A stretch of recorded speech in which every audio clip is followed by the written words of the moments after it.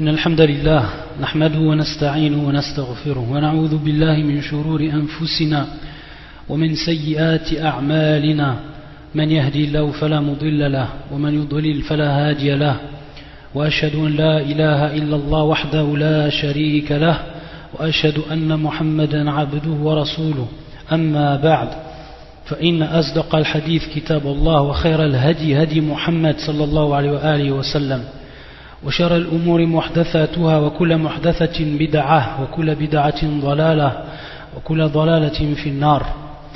Donc on continue bi'idnillahi ta'ala cette série wa bi'awnillah azza wa jal intitulée l'ornement précieux des époux vertueux.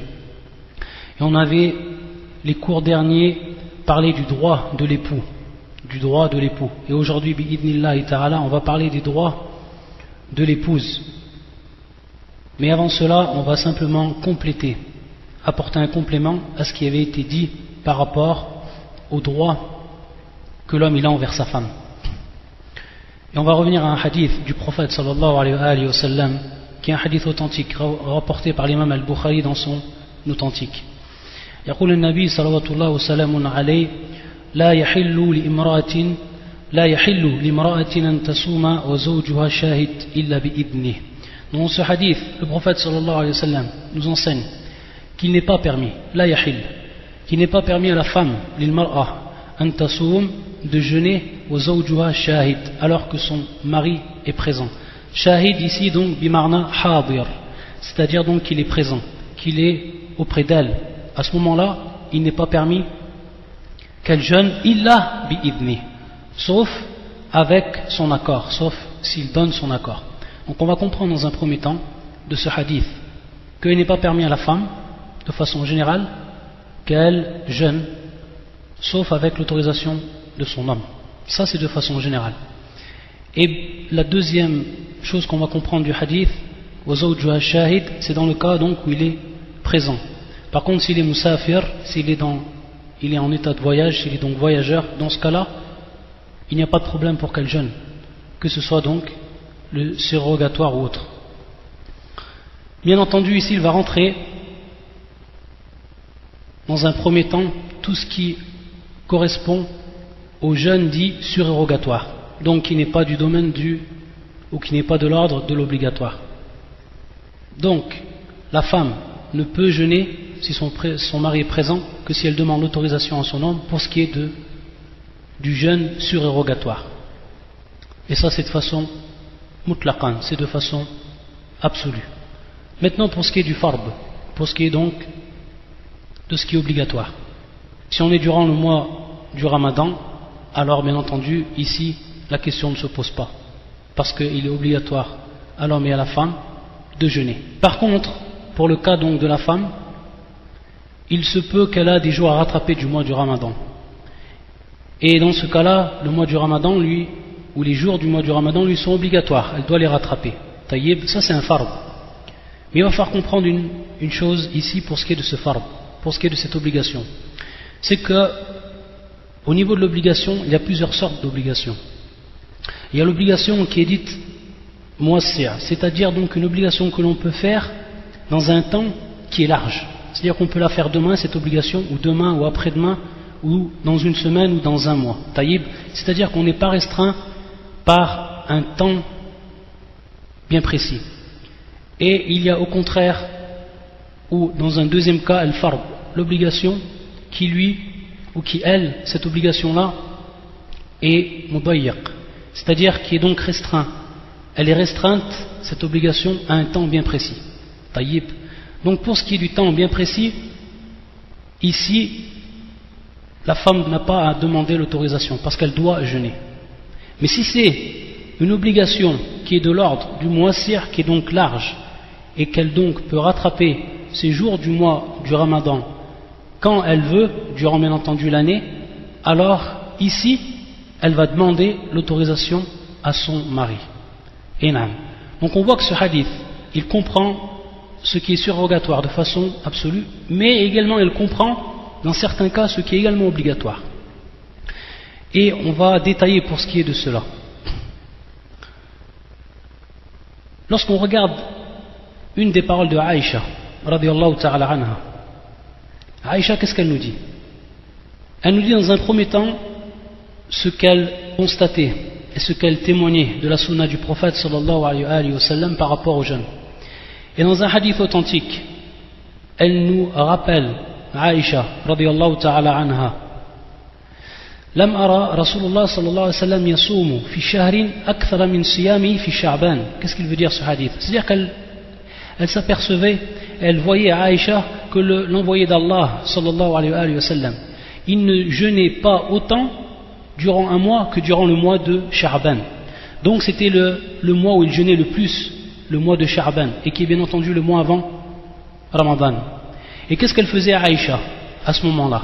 Et on va comprendre dans un autre hadith qui est rapporté par l'imam al-Tirmidhi et Ibn Khuzayma, hadith authentique, que Aïcha, par rapport à cet état du prophète sallallahu alayhi wa sallam, les jours qu'elle avait rattrapés du mois du Ramadan, elle les rattrapait durant ce mois-là, c'est-à-dire le mois de Sha'ban. C'est pour ça qu'elle dit dans ce hadith rapporté par l'imam al-Tirmidhi et Ibn Khuzayma, hadith authentique, تقول ما كنت أقضي ما يكون علي من رمضان إلا في شعبان حتى توفي رسول الله صلى الله عليه وسلم. ما كنت أقضي ما يكون علي من رمضان إلا في شعبان حتى توفي رسول الله صلى الله عليه وسلم. C'est-à-dire qu'elle disait à Aïcha qu'elle rattrapait donc ces jours-là, les jours qu'elle avait à rattraper par rapport à l'obligation du mois du Ramadan et qu'elle avait donc en retard, elle les rattrapait durant ce mois-là, durant le mois de Sha'ban.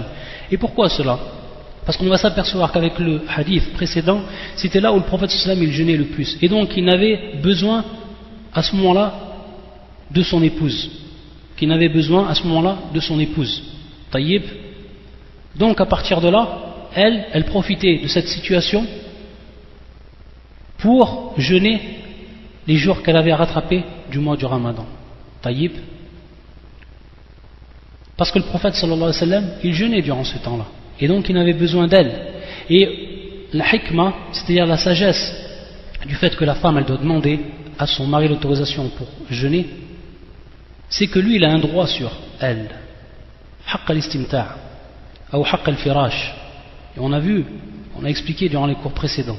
Ça veut dire qu'il a un droit sur elle qu'il peut jouir à tout moment d'elle et qu'elle ne peut refuser, suivant bien entendu sa capacité, comme on l'a expliqué. Et il a donc ce droit qui est de manière continuelle. Taïb, de manière continuelle. Donc si la femme, elle jeûnait sans l'autorisation de son mari, alors que lui il aurait besoin d'elle à n'importe quel moment, ça sera un problème donc pour lui.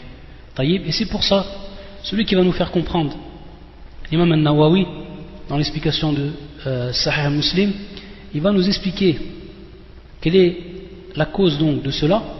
Et il va également nous faire prendre conscience que ce hadith, il concerne également l'obligation lorsqu'elle est moissire, lorsqu'elle est large, c'est-à-dire que la femme, elle peut rattraper le mois du Ramadan ou les jours du mois du Ramadan à n'importe quel moment, c'est-à-dire qu'elle a devant elle un temps qui est large. Donc à ce moment-là, elle devra demander également l'autorisation à son homme. Également, ça rentre dans le hadith, sauf un seul cas. Titre d'exemple, il lui reste 10 jours. Elle avait 10 jours. Et il reste que 10 jours du mois de Sha'ban, sans compter Yom al-Shak, le jour du doute. Et qu'il lui reste donc 10 jours, alors à ce moment-là, ce n'est plus du muassir, mais le mudayyiq, c'est-à-dire que ça devient restreint. Le temps est devenu restreint pour elle, et elle devra donc ici jeûner obligatoirement, parce qu'il ne lui reste plus de temps, elle va rentrer dans le prochain mois du Ramadan, et donc elle n'aura pas demandé ici l'autorisation à son homme. Et c'est pour ça donc que l'imam al-Nawawi, en revenant à ce qu'on a expliqué et en résumant, qu'est-ce qu'il nous dit? يقول وسبب أن الزوج له حق الاستمتاع بها في كل أيام وحق واجب على الفور ولا يفوته بالتطوع ولا واجب على التراخي. Qu'est-ce que ça veut dire? وسبب أن الزوج له حق الاستمتاع. La cause donc de cela, de ce nahi, et il dit l'imam al-Nawawi que ce nahi lit-tahrim, c'est-à-dire que c'est une interdiction totale. Taïb, le prophète sallallahu alayhi wa sallam a interdit ici, la yahid, donc al-nahi lit-tahrim. Wa sababu an az-zawj lahu haqqu al-istimta'. Donc l'homme, il a le droit de jouir de sa femme, fi kulli ayyam, à tout moment, c'est-à-dire dans tous les jours. Wa haqqu wajib ala al-fur. Ça c'est un haqq qu'il a par rapport à sa femme et qui est obligatoire. Ala al-fur, c'est-à-dire c'est un haqq qu'il a et qui est donc obligatoire, que la femme donc réponde à l'appel de son mari, ça devient obligatoire. Et cette obligation, elle doit le faire sur le champ, tout de suite. C'est ce qu'on traduit par al-fawr. Taïb. Fala yufawwituhu bitatawwu'. Dans un premier temps, ce droit-là, qui est obligatoire, ne sera donc pas aboli et ne sera donc pas délaissé par ce qui est surérogatoire. Taïb. Ça c'est dans un premier temps. Et la deuxième chose, comme on l'a expliqué, wala wajibin ala tarahi.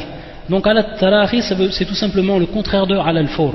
C'est-à-dire, et non également une obligation, on ne sera pas obligé d'accomplir sur le champ. Bien au contraire, on aura le temps. Comme on l'a expliqué pour le mois du Ramadan. Donc on voit qu'il y a deux choses qui rentrent dans ce hadith. Non seulement pour ce qui est du tatawwu', c'est-à-dire donc le jeûne surérogatoire, elle doit demander l'autorisation. Taïb, et c'est une obligation qu'elle demande l'autorisation, elle n'a pas le droit de jeûner sans cette autorisation de son mari, et également pour ce qui est du wajib, également pour ce qui est de l'obligation, dans le cas où elle a le temps, comme par exemple rattraper les jours du mois du Ramadan, également. Pour ce qui est de al-kaffara, également parmi les différents jeûnes, les différentes catégories, al-kaffara, l'expiation, lorsqu'on expie, et également l'expiation, c'est quelque chose que l'on peut faire demain ou après-demain. Donc également ici, on va demander. C'est-à-dire que la femme doit demander, pour ce qui est du jeûne de l'expiation, elle devra demander également à son homme. Taïb. Également un nadar, c'est-à-dire donc le vœu qui va être fait. Si le vœu, bien entendu, il a été fait pour un jour bien précis, alors à ce moment-là, elle n'a pas demandé l'autorisation. Pourquoi? Parce que ce vœu, le vœu de jeûner, lorsqu'elle a dit tel jour, par exemple, ça devient une obligation. Siyamun nadar, taïb. Donc ça devient une obligation dans ce cas-là, et elle doit le faire ce jour-là. Donc ça revient du mudayyiq, ça devient quelque chose qui est restreint par le temps. Donc elle devra le faire, et même sans l'autorisation de son homme. Par contre, c'est un vœu qui est sans avoir cité un jour bien précis, ça revient donc ou ce qui est dans de l'obligation moissière, c'est-à-dire donc large par rapport au temps, et donc elle devra à ce moment-là demander également l'autorisation. Donc ça c'est pour les questions relatives donc à la jurisprudence de cette Hadith Mas'ala. Et on voit ici, parce qu'on va se rendre compte d'une chose par rapport à ce hadith là, c'est l'importance qui est donnée à la relation conjugale. Enam, qui va être ici prioritaire même sur l'adoration. L'adoration, bien entendu, l'adoration directe. En l'occurrence ici, le jeûne. Donc regardez l'importance qu'a donné l'islam à cette relation. Subhanallah. Et quelle place est prioritaire sur l'adoration que l'on fait directement pour Allah Azza wa Jal. Et on avait vu dans les cours précédents, dans les premiers cours, on avait expliqué, détaillé et mis en évidence que cette relation, lorsqu'elle est faite Allah Azza wa Jal, c'est-à-dire qu'on veut à partir de cette relation ne pas tomber dans l'interdit et donc se préserver, être chaste. Alors à ce moment-là, on est même récompensé par rapport à cette relation. Et ça en devient même une adoration indirecte. Enam. Donc on voit l'importance qu'a donné l'islam à cette relation. Donc maintenant on passe au deuxième droit dans l'islam par rapport aux époux, et qui est donc le droit qu'a l'épouse par rapport à son époux, qu'a la femme par rapport à son homme. Haqq az-zawja. Et bien entendu ce haqq, il a été donné par Allah subhanahu wa ta'ala d'au-dessus de ces 7 cieux, subhanahu wa ta'ala. Et ceci de la justice, de la pleine justice d'Allah Azza wa Jal, min adlihi, parce qu'il a ordonné à la femme des obligations et lui a enjoint des droits. De même, il a ordonné à l'homme des obligations et de même, il lui enjoint également des droits. Et donc, il n'a pas spécifié l'un d'eux par l'ordre pour que cela ne soit pas une injustice envers l'autre. وَتَمَّتْ كَلِمَاتُ رَبِّكَ صِدْقًا وَعَدْلًا لَا مُبَدِّلَ لِكَلِمَاتِهِ وَتَمَّتْ كَلِمَاتُ رَبِّكَ صِدْقًا وَعَدْلًا. Et la parole de ton Seigneur s'est accomplie en toute vérité et équité. Sidqan, en toute vérité, wa adlan, et équité. La mubaddila li kalimatihi. Nul ne peut modifier ses paroles. Wa huwa as-sami'ul alim. Wa huwa as-sami'ul alim. Il est l'audient et l'omniscient. Il est l'audient et l'omniscient. Donc c'est un droit que l'islam a attesté et a préservé. Et lorsque le prophète sallallahu alayhi wa sallam, il s'est adressé à sa communauté, lorsqu'il a fait son pèlerinage d'adieu, et qu'il s'est adressé au plus grand nombre des compagnons qui étaient donc présents pour ce pèlerinage d'adieu.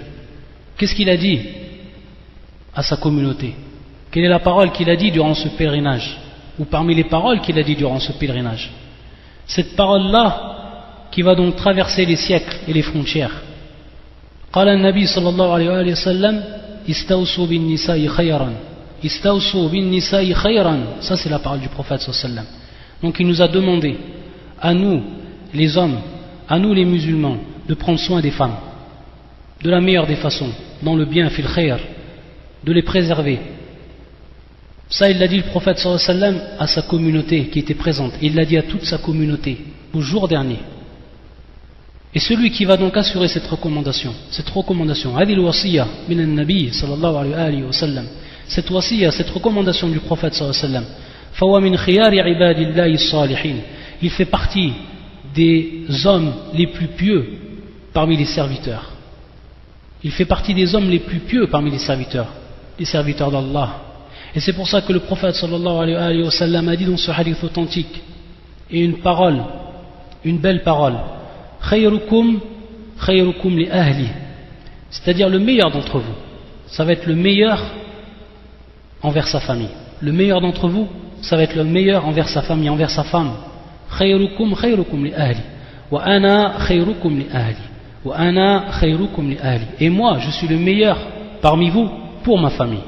Donc le prophète sallallahu alayhi wa sallam était un exemple pour nous. Et il était le meilleur de toute cette communauté par rapport à son comportement envers sa famille, envers ses femmes. Et c'est celui que l'on doit prendre comme qudwa, que l'on doit prendre comme exemple dans cela et dans tout ce qui concerne notre religion et également notre vie de façon générale. Car tout ce qui sort de la sunna, c'est un bien pour la communauté. Hadil huquq, donc ces droits, ce sont des droits qui sont azima, qui sont donc immenses et qui sont pesants. Et c'est pour ça que chacun d'entre nous, il doit savoir, il doit avoir donc la certitude par rapport à cela, qu'on va lui demander des comptes par rapport à ses droits, par rapport aux droits qu'il devait accomplir par rapport à sa femme. Il sera jugé par rapport à cela.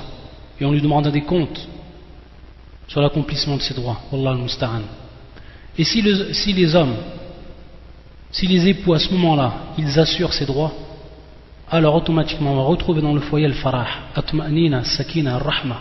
On va retrouver la joie, on va retrouver la douceur, sakina, on va retrouver également ar-rahma, on va retrouver la miséricorde qui règne dans ce foyer, lorsque les droits, ils sont préservés. Et la femme à ce moment-là, elle va ressentir fadlu zawji, c'est-à-dire qu'elle va ressentir cette grâce, la grâce donc de son mari et le mérite de son mari.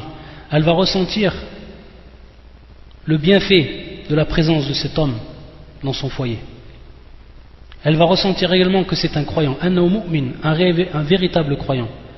Un véritable croyant qui accomplit non seulement les droits d'Allah Azza wa Jal, mais qui accomplit également les droits de ses créatures.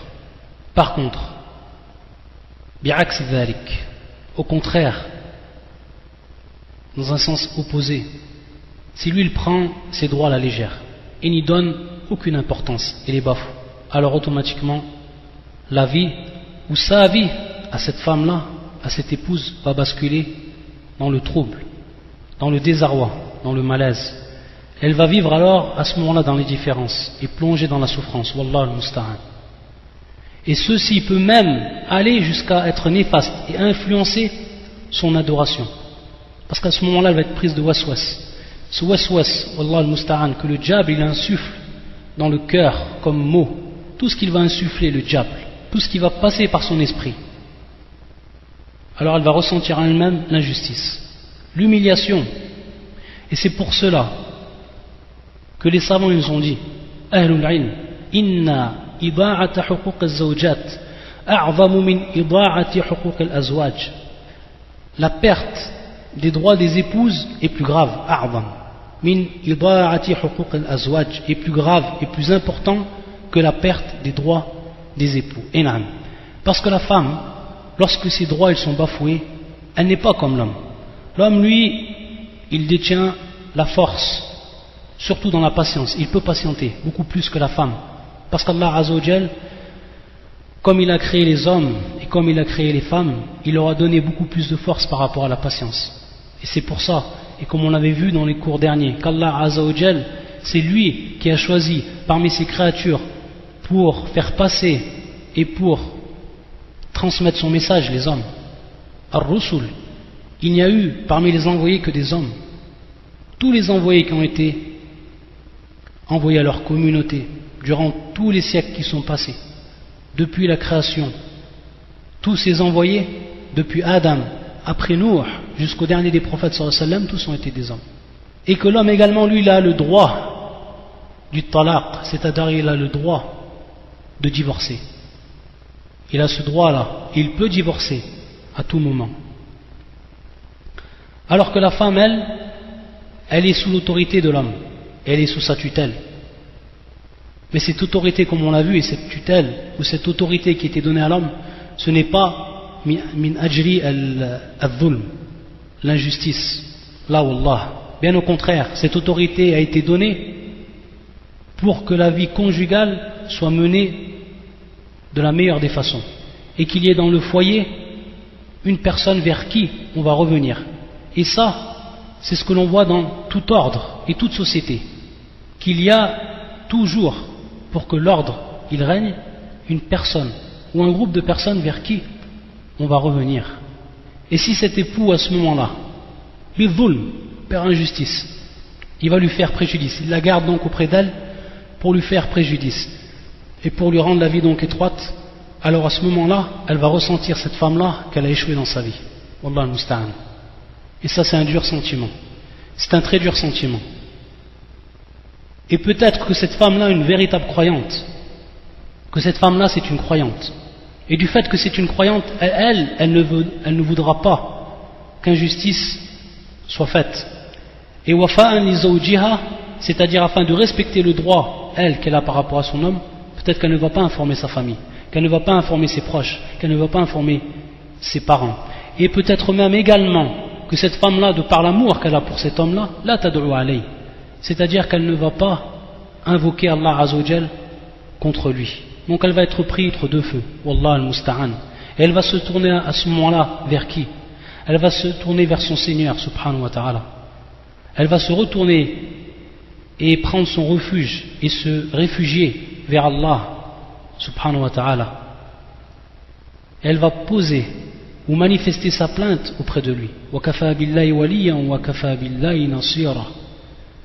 Et c'est pour ça que Khawla bint Tha'laba, lorsqu'elle a eu ce qu'elle a eu avec son homme comme problème, elle est venue auprès du prophète sallallahu alayhi wa sallam. Elle s'est plainte auprès d'Allah subhanahu wa ta'ala. C'est pour ça que Aïcha elle disait, lorsqu'elle est venue, qu'elle écoutait de derrière le voile, de derrière le rideau. Inni lamin wara as-sitr yakhfa alayya ba'du kalamiha wa yataqul Allahumma inni ashku ilayk. Allahumma inni ashku ilayk. C'est-à-dire qu'elle disait cette dua, alors que Aïcha elle avait de la peine à entendre ces paroles, que ces paroles étaient presque inaudibles, et que parmi ce qu'elle disait cette dua, Allahumma inni ashku ilayk, Allahumma inni ashku ilayk. Et c'est pour ça qu'Allah subhanahu wa ta'ala, donc elle disait, oh mon Seigneur, je me plains auprès de toi. Et c'est pour ça qu'Allah azza wa jalla ensuite, il a fait descendre le verset fi surat al-Mujadila. Et c'est pour ça qu'Allah azza wa jalla, donc il a fait descendre ce verset. وقال الله سبحانه وتعالى قد سمع الله قول التي تجادلك في زوجها وتشتكي إلى الله والله يسمع تحاوركما إن الله سميع بصير. Allah a bien entendu la parole de celle qui discutait avec toi à propos de son époux. قد سمع الله قول التي تجادلك في زوجها, et se plaignait à Allah, وتشتكي إلى الله, et Allah entendait votre conversation. Wallahu yasma'u tahawurakuma, et Allah entendait votre conversation. Inna Allah sami'un basir, car Allah est audient et clairvoyant. Donc elle se tourne, cette femme qui va être prise entre deux feux, cette croyante à qui injustice est faite, elle va se retourner et elle va porter sa plainte envers Allah subhanahu wa ta'ala, qui lui, il entend et qui lui, il voit subhanahu wa ta'ala. C'est pour ça qu'il disait ensuite à Aïcha, فَسَمِعَ اللَّهُ مِنْ فَوْقِ سَبْعِ السَّمَاوَاتِ, Allah Azza wa Jalla a entendu d'au-dessus de ces sept cieux. Allah subhanahu wa ta'ala a entendu d'au-dessus de ces sept cieux. فَسَمِعَ اللَّهُ مِنْ فَوْقِ السَّبْعِ السَّمَاوَاتِ فَسُبْحَانَ مَنْ وَسِعَ السَّمْعُ وَالْأَصْوَاتِ. Que pureté soit Allah Azza wa Jalla, celui dont l'ouïe, dont l'audition a cerné, a englobé toutes les voix. Donc Allah, ya ibadullah. Donc il faut prendre très garde par rapport à ces droits-là, et donc les accomplir. Et ça, c'est une obligation, et on sera jugé devant Allah subhanahu wa ta'ala par rapport à cela, tous les croyants. Et c'est pour ça qu'Allah Azza wa Jal, à chaque fois, comme on l'a déjà vu, à chaque fois qu'il donne un ordre, à chaque fois qu'il interdit, il s'adresse à qui? Il s'adresse aux croyants, lorsqu'il dit Ya ayyuhalladhina amanu, ô vous qui avez cru. C'est-à-dire qu'il va tout simplement s'adresser à cette catégorie de gens par la caractéristique, as-sifa, qui est la plus grande, qui est la plus importante, c'est cette catégorie d'hommes et de femmes, et qui est leur foi, qui est leur croyance. Ya ayyuhalladhina amanu. Parmi ces droits-là, min hadhi al-huquq, parmi donc les droits que la femme elle a par rapport à son homme. Wahada, et ce premier droit, a'zam al-huquq, c'est le plus grand des droits. C'est le plus grand des droits. Et quel est ce droit-là? C'est le droit que la femme elle a par rapport à son homme pour qu'il lui enjoint et lui commande d'adorer Allah Azza wa Jal. Donc ce sont huquq Allah, ce sont donc les droits d'Allah. Ça, ça c'est le plus grand des droits que la femme elle a envers son homme, qu'il fasse respecter dans son foyer et qu'il lui enjoint et qu'il lui ordonne d'adorer Allah Azza wa Jal et de respecter les droits d'Allah subhanahu wa ta'ala. Et ça c'est le plus grand des droits. C'est pour ça qu'Allah Azza wa Jal, il dit dans son Coran, dans son livre, comme on l'avait déjà vu la dernière fois, يقول سبحانه وأمر أهلك بالصلاة واصطبر عليها لنسألك رزقا نحن نرزقك والعاقبة للتقوى. Et commande à ta famille la salah. وأمر أهلك بالصلاة. Donc commande à ta famille, ordonne à ta famille la prière et fais-la avec persévérance. واصطبر عليها. Et fais-la avec persévérance. لنسألك رزقا. Nous ne te demandons point de nourriture. Nous ne te demandons pas de risque. C'est à nous de te nourrir. La bonne fin est réservée à la piété. C'est pour ça que les savants, beaucoup de savants ont énormément aimé ce verset. Pourquoi? Parce que dans un premier temps on va s'apercevoir que le début du verset est précédé par un amr. Wa'mur, ordonne et commande à ta famille la prière. Wastabir alayha, wastabir alayha. Si tu fais cela donc, si tu ordonnes donc ta famille et ta femme à cette prière-là, et tu enjoins et tu ordonnes à patienter par rapport à cette prière-là, et qui est bien entendu la plus grande des adorations, et le deuxième pilier de l'islam après shahada, après le témoignage ou les deux témoignages. Si tu fais cela, qu'est-ce qu'il dit Allah Azza wa Jal? Ensuite, la nas'aluka rizqa. Nous ne te demandons point de nourriture. C'est-à-dire qu'automatiquement, nahnu narzuquk, c'est nous qui te nourrissons. C'est à nous de te nourrir. C'est automatiquement. Si celui fait régner, si la personne, le croyant, il fait régner donc cet ordre-là dans son foyer et par rapport à sa femme, Allah Azza wa Jal lui suffira. Allah Azza wa Jal va lui suffire pour ce qui est de rizq, pour ce qui est de al-baraka, pour ce qui est de la bénédiction. Regardez comment Allah Azza wa Jal, dans un premier temps, il a fait descendre ce verset et qu'ensuite, il a tout de suite accompagné, après l'ordre, al-rizq. Il a parlé du rizq. La nas'aluka rizqan. C'est-à-dire, si tu fais cela, c'est à nous que ça incombe le rizq. C'est nous qui te suffirons. Ton rizq, il viendra chez toi. Ton rizq, il viendra. Et les asbab te seront facilités.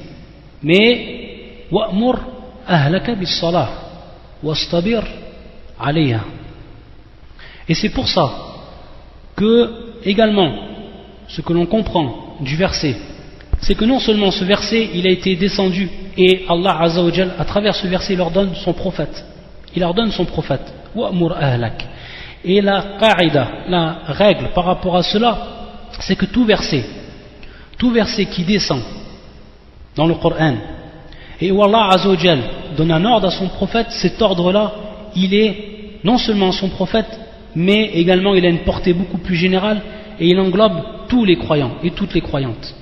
C'est-à-dire que non seulement il est pour le prophète mais également pour tous les croyants et pour toutes les croyantes. فهذا الخطاب للنبي صلى الله عليه وسلم ولأمته جميعا بدون استثناء, sans même exception, sauf bien entendu si dans un ordre on a une exception qui va être faite d'un autre verset ou d'un autre hadith, d'un nas, c'est-à-dire d'un texte religieux. Si bien entendu on a donc un texte yuthbit, c'est-à-dire qu'il atteste que cet ordre-là a été spécial pour le prophète sallallahu alayhi wa sallam, dont c'est une spécificité propre au prophète sallallahu alayhi wa sallam, alors dans ce cas-là, bien entendu, on va faire exception, comme ou en conformité avec les textes, que ce soit du Coran ou que ce soit de la Sunna. Par contre, s'il n'y a pas de texte qui vienne prouver que cet ordre-là il est spécifique pour le prophète sallallahu alayhi wa sallam, alors, comme on l'a dit, cet ordre-là il aura une portée générale, non seulement pour le prophète sallallahu alayhi wa sallam, mais pour tous ceux qui l'auront bien entendu suivi parmi les croyants et les croyantes. Et ça c'est une règle qui est générale et qui vient ici s'appliquer à ce verset. Et c'est pour ça donc, lorsqu'on s'aperçoit de ce droit qui est immense, qu'est-ce que l'on va penser directement? C'est qu'il se rattache donc à cela, ce qu'on avait déjà détaillé auparavant, et qui s'introduit dans ce qu'on appelle les préliminaires du mariage, c'est-à-dire donc le choix de la femme. Le choix de la femme, et on avait vu que la femme, on l'a choisie pour son dîn. On l'a choisie pour son dîn, pour justement, pour que ce droit-là qu'elle a envers nous, il nous soit facilité. Bien entendu, il sera beaucoup plus facile à un homme de faire respecter ce droit que sa femme a envers lui, si elle c'est une croyante, s'il l'a déjà choisi suivant ce sifa, suivant cette caractéristique. C'est pour ça que le prophète sallallahu alayhi wa sallam, في الحديث الصحيح, قال تنكح المرأة لأربع, c'est-à-dire qu'on se marie avec la femme pour 4 choses, en regardant 4 choses, en observant 4 choses, لمالها ولحسبها ولجمالها ولدينها فاظفر بذات الدين تربت يداك.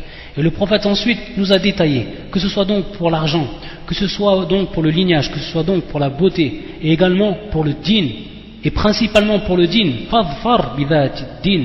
Et donc celui qui va choisir cette femme-là, suivant ce caractéristique principal et qui est la religion, c'est lui qui va réellement réussir. Et donc l'homme, il devra accomplir ce droit à tout prix. Et s'il accomplit ce droit, alors il va être élevé. Allah Azza wa Jalla, il va l'élever même dans sa famille. Il va l'élever même dans sa famille. Et au contraire, s'il trahit ce droit, et ça il faut bien que ce soit l'esprit de chacun, que la personne s'il trahit ce droit, la ya'mur bil ma'ruf wa la yanha 'anil munkar fi bayti, s'il donc il n'oblige pas à faire le bien et il n'interdit pas le mal dans son foyer, et donc par rapport à sa femme, et également par rapport à ses enfants. Mais on parle ici donc du droit plus spécialement de la femme. Alors Allah Azza wa Jal, il va lui soustraire cette karama, cet honneur qu'il a envers sa famille. Il va lui soustraire son honneur, également son autorité et la faveur qui lui avait été faite à cet homme-là. Allah Azza wa Jal va lui soustraire. Il va lui soustraire automatiquement. Ça c'est donc la mauvaise fin d'ici-bas,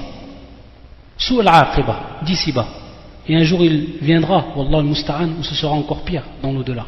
Et Allah Azza wa Jal, il va l'humilier, il va le rabaisser devant sa famille et devant les gens automatiquement, s'il délaisse ce droit-là. Et bien au contraire, s'il préserve ce droit et s'il l'observe, s'il accomplit comme il se doit, Allah Azza wa Jal, au contraire, il va lui apporter le respect. C'est-à-dire que, aux yeux de sa famille, ce sera le respect qui va régner. c'est ce respect qu'ils vont ressentir en eux, et également l'amour, la sincérité, la grandeur de son rôle et l'humilité. La sincérité, l'amour également, in'am. Allah Azza wa Jal, c'est lui qui va faire descendre cet amour.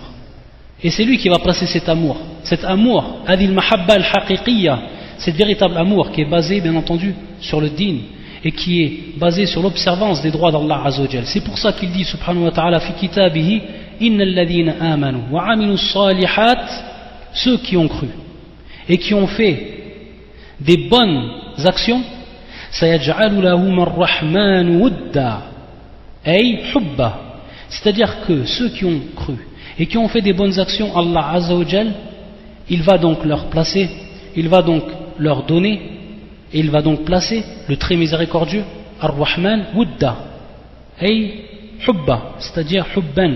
Donc, Ma'na Wuddan, Hubban. Al-Wudd, c'est Al-Hubb. Il va donc placer l'amour. Ceux qui ont cru et ceux qui ont fait de bonnes œuvres. Et donc, il rentre dans ce verset-là, bien entendu, ceux qui ont accompli ce droit-là envers leurs femmes et envers leur famille de façon générale. Sayaj'alu lahum ar-Rahman wudda. Et également dans ce hadith rapporté par l'imam Muslim, min hadith Abi Hurayra radiyallahu ta'ala an, inna Allah idha habba abdan da'a Jibril faqal. Si Allah Azza wa Jal il aime un homme, si Allah Azza wa Jal il aime un serviteur, qu'est-ce qu'il va faire? Da'a Jibril, il va appeler Jibril. Et bien entendu Allah Azza wa Jal il va aimer, mieux il va aimer l'homme, plus il se rapprochera de lui, l'homme, par l'accomplissement des obligations, et également, plus il va se rapprocher de lui par l'accomplissement des surérogations. Lorsqu'il va l'aimer, da'a Jibril, faqal ya Jibril, inni uhibbu fulan, fa'ahibba. C'est-à-dire, oh Jibril, j'aime un tel, inni uhibbu fulan. Subhanallah. Allah Azza wa Jalla appelle Jibril, et il va dire par rapport à un homme qu'il l'a aimé. Regardez Hada Sharaf, regardez Hada Sharaf, cet honneur qui est fait à Ibn Adam, lorsqu'il est sincère dans sa religion et lorsqu'il l'applique comme il se doit. Ya Jibril, inni uhibbu fulan, fa'ahibba, alors aime-le. Il va ordonner donc à ce moment-là Jibril de l'aimer. Fa'yuhibbu Jibril, et donc Jibril va l'aimer. Regardez, cette créature, Jibril, celui qui nous a apporté, celui qui a transmis cette révélation, il va aimer cet homme-là. Faqal, thumma yunadi fi ahli as-sama, et ensuite il va appeler les gens du ciel. Inna Allah yuhibbu fulanan, il va donc leur informer et leur transmettre qu'Allah Azza wa Jalla il aime cette personne-là. Inna Allah yuhibbu fulanan, faqal fayuhibbuhu ahlu as-sama, thumma yuda'u lahu al-qabul fi al-ard, fayuhibbu ahlu as-sama, c'est-à-dire donc que les gens du ciel ils vont l'aimer. Fayuhibbu ahlu as-sama, thumma yuda'u lahu al-qabul fi al-ard, et ensuite on va donc placer pour lui al-qabul fi al-ard, sur la terre. Qu'est-ce qu'elle qaboul? C'est tout simplement que les gens ils vont l'aimer, que les gens lorsqu'ils vont le voir ils vont l'aimer, qu'on va lui donner accord dans cette vie d'ici-bas. Lorsque les gens le voient, le cœur il est apaisé, il s'apaise à la vue de cet homme là, le fait qu'ils l'ont vu.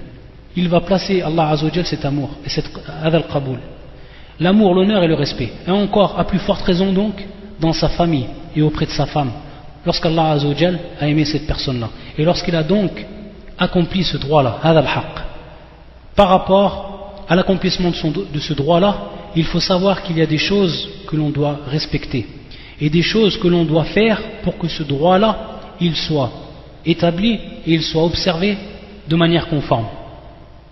Dans un premier temps, que lorsqu'on fait une nasiha, lorsqu'on fait donc ce conseil, qu'on va donner donc ce conseil à notre femme, ce droit qu'elle a, notre femme, envers nous, lorsqu'on va lui donner le conseil, par rapport donc à ce qu'elle doit faire ou à ce qu'elle ne doit pas faire, il faut que la cause de cela, de ce qui nous a donc poussé à faire cela, ça soit mardatullah, c'est-à-dire la satisfaction d'Allah, qu'on recherche uniquement dans cela la satisfaction d'Allah et non un sum'a, et non bien entendu la notoriété. Et beaucoup de gens malheureusement, lorsqu'ils disent à leur famille de faire ou à leur femme de faire cela, simplement ils vont eux penser directement, ou leur niya, c'est que de peur que les gens voient une chose qui va être donc une mukhalafa et qui va apparaître par rapport à leur femme. Donc ils font ça de peur des gens, ou que les gens ils parlent. Ils ne font pas ça à la base limarbatillah, ils ne font pas ça à la base pour plaire à Allah Azza wa Jal. Donc ça, c'est quelque chose dont il faut faire très attention. Et si la personne, lorsqu'elle oblige sa femme, ou lorsqu'elle interdit sa femme, suivant les règles de l'islam, et qu'elle le fait bi-ikhlas, et qu'elle le fait li-mardatillah, alors qu'il sache, ilm al-yaqin, qu'il le sache de par certitude, qu'Allah Azza wa Jal va faire descendre la baraka dans son exhortation, et qu'automatiquement il va avoir un athar, il va avoir donc un résultat qui va être, incha'Allah ta'ala, positif. Également, le deuxième point que l'homme doit observer à tout prix, c'est al-qudwa, c'est-à-dire donc qu'il soit un modèle par rapport à ce qu'il dit. Si maintenant la personne, elle oblige sa femme de faire quelque chose alors que lui-même il ne le fait pas, ou qu'il a interdit à sa femme de faire quelque chose alors que lui-même il le fait, Wallah al-musta'an, comment la femme, dans la plupart des cas, va répondre à cet appel, et comment donc lui il va pouvoir donc préserver ce droit qu'il a envers elle, ou qu'elle a envers lui. Une personne qui dit à sa femme ittaqillah, crains Allah, alors que lui il dort au moment de la prière, alors que lui il mange le droit des gens bil batil, dans le faux, et qu'il bafoue les droits même de sa femme. Un troisième point également, qui est al-kalimatu tayyiba. Lorsque l'homme il va conseiller sa femme, et lorsqu'il va donc accomplir ce droit, soit il va le faire bien entendu bit-targhib, et ça c'est suivant les femmes, c'est suivant bien entendu le caractère des femmes. C'est-à-dire que certaines femmes, ce qui est le plus nafi', le plus profitable par rapport à elle et par rapport à son din, c'est que turaghibuha targhiban, c'est-à-dire tout simplement que tu lui rappelles ce qu'elle a à gagner, et tu lui rappelles les bonnes choses qu'elle a à gagner si elle accomplit donc cet acte-là. Ou le contraire, at-tarhib, des femmes au contraire, il est plus profitable que tu leur fasses, ou que tu lui fasses peur, et que tu lui rappelles tout ce qui va être néfaste pour elle si elle délaisse donc ce droit, ou si elle accomplit, si elle délaisse donc un droit religieux, ou si elle accomplit ce qui est son contraire, ce qui vient contraire au din. Donc bien entendu, ça c'est suivant les personnes. Certaines personnes plus le targhib il marche, et d'autres plus le tarhib il marche, et même si les deux de façon générale ils doivent être employés. Et donc pour que sa nasiha a de l'influence, il faut qu'elle soit faite de la meilleure des façons, en respectant donc ces choses-là, et ne surtout pas employer des termes qui eux blessent, comme le fait de dire anti asiya mubasharatan, par exemple lui dire tu es une pécheuse, ou alors l'appeler par des termes qui sont graves et qui sont durs, comme le fait de lui dire tu ne vaux rien, etc., ou tu es un ennemi d'Allah, etc. C'est pour ça qu'Allah Azza wa Jalla yaqul fi al-Qur'an wa qul lahum fi anfusihim qawlan baligha, et dis-leur sur eux-mêmes des paroles convaincantes, wa qul lahum fi anfusihim qawlan baligha. Et c'est pour ça que les savants disent al-fujuru fil qawl an yubaligha fi wasfiha, c'est-à-dire que al-fujur, ce qu'on appelle donc al-fujur, et qui est à la base le fait de dépasser les limites, ils disent que al-fujur fil qawl, dans la parole, donc ce fujur qui va apparaître dans la parole, c'est le fait qu'il va la décrire et qu'il va exagérer dans sa description. Si elle fait par exemple un péché, qu'il l'appelle comme si c'était une asiya, c'est-à-dire une pécheuse à tout moment, ou alors par des termes qui sont encore plus durs. Et c'est pour ça que al-fujur, ça fait partie min sifat al-munafiqin. C'est pour ça que le prophète sallallahu alayhi wa sallam kana yaqul idha khasama fajar fi haqq ou fi wasf al-munafiq, idha khasama fajar. Et donc c'est pour ça que la personne elle doit employer les termes qui conviennent, et elle fait attention donc à sa langue lorsqu'elle fait un nasiha, et lorsqu'on donc elle accomplit ce droit par rapport à sa femme. Et ça de toute manière c'est une base au niveau de la da'wa, que ce soit donc de la da'wa de sa femme ou autre. Ça bien entendu c'est pour ce qui est du al-haq al-ma'nawi, ce qu'on peut appeler al-haq al-ma'nawi, donc un droit qui est impalpable. Et maintenant pour ce qui est du al-haq al-maddi, al-haq al-maddi, le droit lui qui va être matériel, qui va être palpable. Il faut savoir que ce droit-là, c'est haqqun nafaqa, ce qu'on appelle haqqun nafaqa, c'est-à-dire que la femme, le droit qu'elle a envers son homme, c'est qu'il pourvoit donc à ses besoins. Haqqun nafaqa. Et c'est un droit qui a été établi par l'islam, non seulement par le livre d'Allah, Al-Kitab, et également par la sunna du prophète sallallahu alayhi wa sallam, mais également par l'ijma', c'est-à-dire le consensus des savants, que la femme, elle a le droit par rapport à son mari, haqqun nafaqa. Et c'est pour ça qu'Allah subhanahu wa ta'ala, il dit dans son livre, liyunfiq dhu sa'atin min sa'atihi wa man qudira alayhi ومن قدر عليه رزقه فلينفق مما آتاه الله لا يكلف الله نفسا إلا ما آتاها سيجعل الله بعد عسر يسرا. Ce verset là, que celui qui est aisé dépense dans sa fortune. Hada fi surat al-Talaq numéro 7. لينفق ذو سعة من سعته ومن قدر عليه رزقه فلينفق مما آتاه الله. Que celui qui est aisé dépense dans sa fortune, et que celui dont les biens sont restreints dépense selon ce qu'Allah lui a accordé. La yukallifu Allahu nafsan illa ma ataha sayaj'alu Allahu ba'da usri yusra.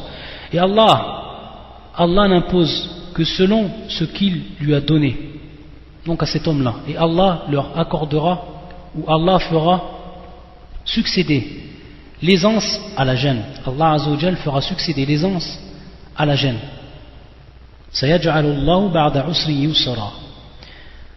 Le terme ici, bien sûr, dhu sa'atin min sa'atihi, donc bima'na dhu sa'atin, donc celui qui a de la richesse, wal qudra fil mal, celui donc qui a l'aisance, celui qui a la possibilité par rapport donc à l'argent. Ça c'est le premier cas, les deux cas ils vont être cités. Et le deuxième cas qui est cité, c'est celui qui est pauvre. Donc le verbe ici, qudir.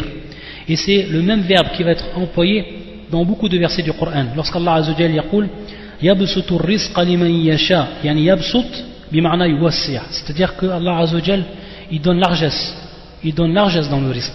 Yabsutu ar-rizqa liman yasha, pour celui donc qu'il veut. Wa yaqdir يبسط الرزق لمن يشاء ويقدر بمعنى ici يضيق, c'est-à-dire qu'il va restreindre. Allah Azza wa Jalla, de par sa sagesse et suivant la connaissance qu'il a de ses créatures, il va faire largesse à certaines, il va restreindre ce risque à certaines. Donc bima'na ici يضيق, et c'est donc le même verbe qui est employé dans ce verset. ومن قدر عليه رزقه فلينفق مما آتاه الله. Donc il devra, cette personne-là, celui qui est donc pauvre, celui qui n'a pas les moyens, il devra donc donner suivant ce qu'Allah Azza wa Jal lui a donné, rien d'autre. La yukallifu Allahu nafsan illa wus'aha. Allah Azza wa Jal ne demande pas plus à une personne de ce qu'elle ne peut. Donc ici il y a amran, c'est-à-dire qu'on a deux choses qui vont apparaître dans ce verset. Dans un premier temps, wujub an-nafaqa, c'est-à-dire donc que il est obligatoire que l'homme il donne, il subvient aux besoins, bien entendu de sa famille, et ici en l'occurrence de sa femme plus précisément. Et ensuite le deuxième point, at-taqayyud bihal ar-rajul, c'est-à-dire qu'on doit, par rapport donc à imposer ce droit-là, prendre en compte l'état de la personne, si elle est pauvre ou si elle est aisée, et si donc elle peut faire largesse de ses biens. Ça, c'est le verset que l'on cite. Et également le deuxième verset qu'on avait déjà cité la semaine dernière. يقول الله عز وجل الرجال قوامون على النساء بما فضل الله بعضهم على بعض وبما أنفقوا من أموالهم. Les hommes ont autorité sur les femmes. الرجال قوامون على النساء, en raison des faveurs qu'Allah a accordées à ceux-là sur celles-ci. بما فضل الله بعضهم على بعض, et aussi à cause des dépenses qu'ils font de leurs biens. وبما أنفقوا من أموالهم. Donc on a vu et on verra également, on va revenir pourquoi Allah Azza wa Jal il a obligé il est obligé donc de dépenser pour sa femme. On va voir également les raisons. Ça c'est une preuve, ou c'est des preuves du livre d'Allah Azza wa Jal, qu'il est donc obligatoire que l'homme il dépense pour sa femme et non le contraire. Et également, ce droit-là, il est établi par la sunna du prophète sallallahu alayhi wa sallam. Dans un hadith rapporté par Aïcha, al-Mu'minin, la mère des croyants, hadith muttafaqun alayh, hadith qui est rapporté par l'imam al-Bukhari et l'imam Muslim dans leur authentique, qui est hadith où Hind était venue voir le prophète sallallahu alayhi wa sallam et s'était plaint de son état et de la situation qu'elle vivait avec son homme, Abu Sufyan. Elle était venue voir le prophète et lui avait dit: Ya Rasulallah, inna Abu Sufyan rajulun shahih, et dans certaines versions, missik. C'est-à-dire donc, ô prophète d'Allah, ô envoyé d'Allah, inna Abu Sufyan. Abu Sufyan donc est un homme qui est avare, shahih. وَلَيْسَ يُعْطِينِي وَوَلَدِي إِلَّا مَا أَخَذْتُ وَهُوَ لَا يَعْلَمُ. Il ne donne pas à moi donc et à mon enfant, إِلَّا مَا أَخَذْتُ وَهُوَ لَا يَعْلَمُ. Il ne donne donc pas à moi et à mon enfant ce que je prends, sauf ce que je prends sans qu'il ne sache. Sauf ce qu'il ne prend sans qu'il ne sache. Tout simplement, ici, Hind, elle se plaint et elle va dire donc que son homme ne lui donne pas ce que dont elle a besoin. Ce dont elle a besoin par rapport donc à cette nafaqa, que ce soit donc al-it'am, que ce soit donc al-kiswa, que ce soit donc également sakan, tayyib. Donc un homme qui est avare, missik, c'est-à-dire qui retient l'argent, tayyib, et donc elle, pour subvenir à ses besoins, elle est obligée de prendre sans qu'il lui ne sache, de derrière son dos. Qu'est-ce qu'il lui a répondu le prophète sallallahu alayhi wa sallam? خذي ما يكفيك وولدك بالمعروف. خذي ما يكفيك وولدك بالمعروف, c'est-à-dire prends ce qui te suffit, toi et ton enfant. Prends ce qui te suffit, toi et ton enfant, bil ma'rouf. Et bien entendu, qayyada an-nabi sallallahu alayhi wa sallam, on a bil ma'rouf. Beaucoup de savants, que ce terme, lorsqu'il revient dans le Coran ou lorsqu'il revient dans la Sunna, ils le font revenir à la signification de al-urf. Al-urf, c'est-à-dire donc que cela va changer. Ce que la personne a besoin au moment où elle vit, dans le milieu où elle vit, dans le pays où elle vit, à l'époque où elle vit. Donc ça va dépendre de l'époque, ça va dépendre du milieu où elle vit, etc. Donc ça c'est al-ma'rouf. Khudhi ma yakfiki wa waladiki bil ma'rouf. Donc à partir de là, le prophète sallallahu alayhi wa sallam ne l'a pas interdit qu'elle prenne donc de derrière le dos de son mari, qu'elle le prenne donc en cachette. Mais il lui a dit tout simplement de prendre cela suivant al-ma'rouf, sans exagérer. C'est-à-dire donc de prendre uniquement ce qu'elle a besoin par rapport à nafaqa. Donc ici, et de façon claire et évidente, ce hadith prouve que c'est une obligation que l'homme, il subvient aux besoins de sa famille. Ça n'aurait pas été une obligation, le prophète sallallahu alayhi wa sallam n'aurait pas ici donné la permission à Hind. Il a donné l'autorisation lorsque lui, il n'a pas rempli donc le droit, et ce droit-là obligatoire par rapport à sa femme.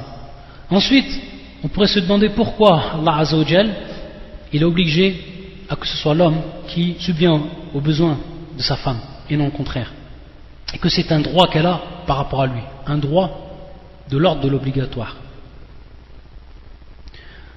Comme on l'avait déjà expliqué, c'est qu'à la base la femme, elle reste dans son foyer et elle ne travaille pas en dehors de sa maison. Pourquoi? Parce qu'elle a à s'occuper elle de son foyer.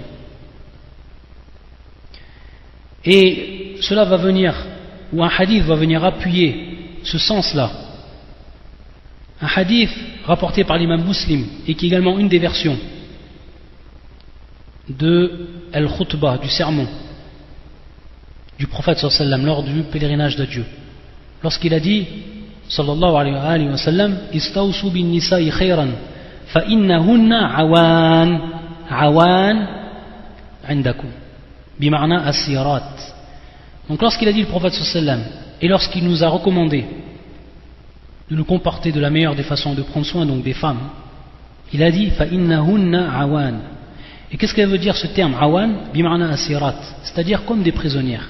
Donc le prophète sallallahu alayhi wa sallam ici a dit elles sont comme des prisonnières. Fa innahunna awan, prisonnières, c'est-à-dire qu'elles restent chez toi. Taïb, la femme elle reste chez toi. C'est elle qui s'occupe de ton foyer. Et en compensation, par rapport à cela, donc elle n'a la possibilité, elle, à ce moment-là, de travailler en dehors de la maison. Donc, à ce moment-là, vu qu'elle reste chez toi, et qu'elle est donc prisonnière chez toi, entre parenthèses, c'est à toi donc de lui donner son haqq par rapport à nafaqa. Taïb, ça c'est la première chose. Et la deuxième chose également, al-istimta'. Al-istimta'. Et on sait que beaucoup et la plupart des droits sont basés sur l'échange, les droits bien entendu échangés, les droits réciproques. Et on sait que la femme donc, ou que l'homme il a droit par rapport à sa femme, al-istimtar, la jouissance, al-haqq al-firash, tayyib. Et donc en compensation, par rapport à cela, elle a droit à nafaqa, à cette nafaqa, tayyib. Donc en compensation également de cette jouissance que lui il a d'elle.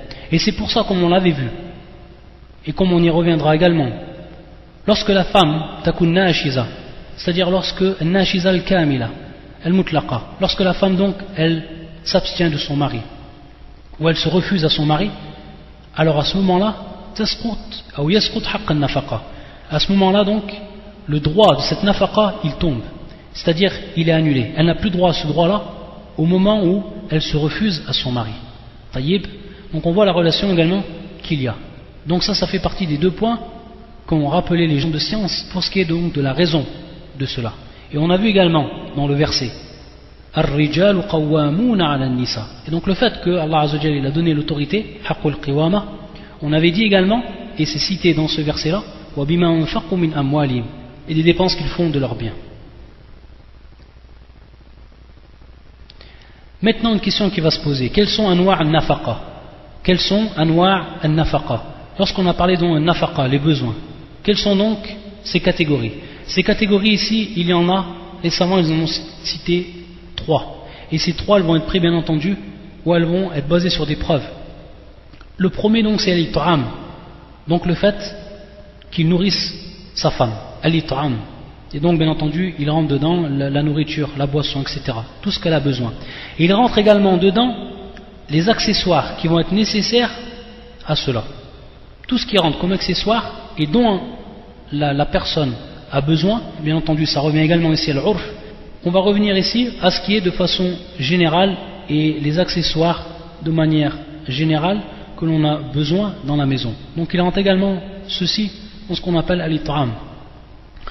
Le deuxième, al-kiswa, qui est donc l'habit.